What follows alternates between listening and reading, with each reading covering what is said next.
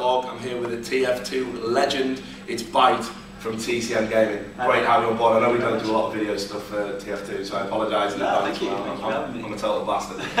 It's good to get you on. Right, first question. Here you are, TCM. You've sort of brought in these three previously unproven, inexperienced players. You're pulling the strings, the puppet master, teaching them things, giving them the benefit of your experience. And it seems to be working really well. You've just beaten Dignitas. I mean, when I looked at them, they were in a mouse tech previously, and I saw they got potential. And they've been playing for a while, so and I'm quite specific when I pick someone out, and I thought that these three could do some damage, and then obviously it's been proven so because we have been dominating on and off in this season. So it's going really well. I mean, Anti, excellent medic. He's improved so much. Rated one of the top medics, so it's good. Flisco has come way beyond what anyone thought he could, and Pinar's improving as well. So it's going really well. Obviously, the other half of the team is the old TCM, Skinny Coins and myself. So. Well, I want to ask you a little bit. I know it's very hard for someone to kind of come out and maybe answer a question like this. Do you feel, I mean, like, how much are you actually doing in terms of, bringing them along in development? What is it you're doing? And how much credit can you take? Modest people, obviously, I'm going to say, hey, it's all me, bro, we're not going to do it. But I mean, I know what you mean. You've been around since day dot, so. I mean, in terms of effort, like in terms of pushing them, I'd take the credit for that because they don't know what to push for, like how to guide them in what path. But when they've been told, they actually do it.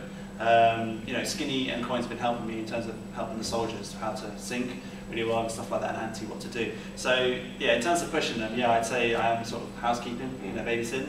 But fair play to them. They've been playing, they keep playing and maintaining their skill level, and you can't not give them credit for that because that's their own time and effort. So it's a bit of 50-50. What about the move with Coins? Because I do follow TF2 from afar. I don't have as much time to watch many of the games I'd like to. The hectic life of being a sports legend, it's tough. But I always thought Coins was a great soldier, like, real incredible soldier. And he's made this move to Scout now, and he's even better, I'd say. How much was that down to you? Was that a team thing? It was sort of his decision along with sort of my agreements in terms of the team. He's got an exceptional aim. I think there's no one in TF2 in terms of Scout versus Scout that can say that they're not scared of him, because he is a meat shot machine. He's like the Xerox back in the day. Xerox was amazing. And because he plays Quake a lot, his aim is just always refined. And Scout, without obviously being disrespectful to all the Scouts there, it's a lesser brain game, it's more of an aim game. So it suits him, in that respect. He doesn't like to think as much, he just likes to aim and kill a lot. And he does the job, so he's happy with it. So he's happy with it. So, no complaints from me. He's linking up with Skinny really well.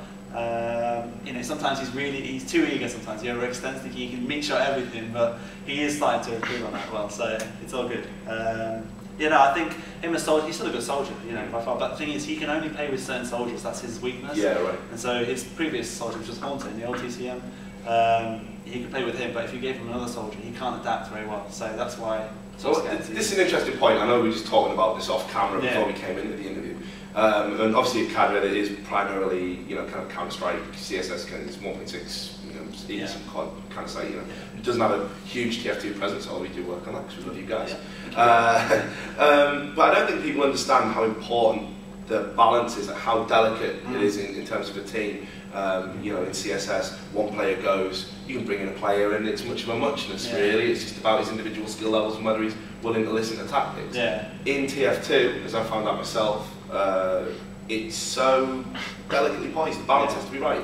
And can you kind of explain, give a little bit of insight into that? I mean, well, the difference obviously between CSS has got some team play, but the majority of it is if you can aim, then you've won. Positional wise, sure, fair enough, but if you've got to aim for that. In TF2, it's all about knowing how your 5 other players sync, and as soon as you take that one out, it's a bit like Jenga, you take one out, it's going to crumble. It's like that, and usually it's detrimental if it's like the medic or the demo, because they're the two most sort of core classes that you need. And if one of them leaves, for example, then the team will just start to crumble, because they all, for example, might rely on the medic's calls, and if they bring someone in who's a new medic, he may be a really good prem medic, but if he's not used to calling, or calling as quick as, or different things, like in a different manner, then the team are going to be confused because they're not syncing together. So, because there's a lot more team play, it's obviously it's finding poise. So if you take something out there, it's going to be really hard to recover, and that's what happens all the time. I'm sure you've seen it with clans. As soon as someone leaves, that's definitely. Well, I had it with the overall Kings team. You know, we're winning all those games. We picked them up. They made one change, and you know, couldn't get a result. It was. That's the problem. As soon as you get bad results, the morale is really, really bad. And it's the same with any game. You know, when you start losing those games, the morale. Well, especially when it's inexplicable as well. Yeah. You know, because on paper you look great team. Yeah, it does. Something's just not clicking. Exactly. It's just weird. No, it's a very good point. Yeah. So, but yeah, thanks for picking up on that point. And another thing, Dignitas, fantastically skilled mixed team. Definitely. Got to stress the mixed team. Yeah. Of course, that element of it. Yeah. But I mean, were you surprised at how easy it was? Because this wasn't. I mean, I would say you were comfortable. I'd say we were comfortable. I didn't have the fear of thinking we were going to lose, but they gave us a hard fight. Obviously, like you said, you know, to be fair to them, it is a Diggy mix. It is not the Dignitas team. They brought in 3 other players because 3 other main players couldn't come because they're on holiday or not available. And yeah, they gave us a good game. They played, you know, pretty aggressive, because Dan's a very aggressive player. Very aggressive man. Yeah, very aggressive man, but friendly. Friendly. And they, you know, they did give us a run for our money, especially when we were on the second map.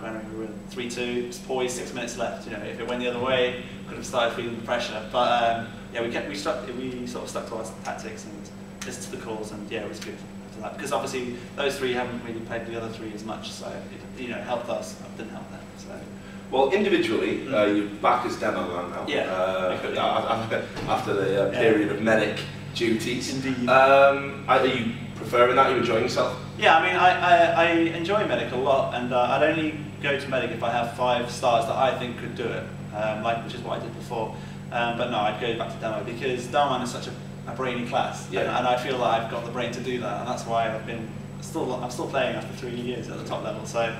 Not to brag, obviously, it's just to say that, you know, that I'm still there, because a lot of players speak for themselves, right? Yeah, well, a lot of players sort of go down and end up playing lower divs because they're not playing as much. But the thing is, when you don't lose your skill in your head, do you? It's much harder to lose your aim than it is to lose what you've got in your head. So that's why I prefer Downman, because it's such a clever class, and he can do so much damage.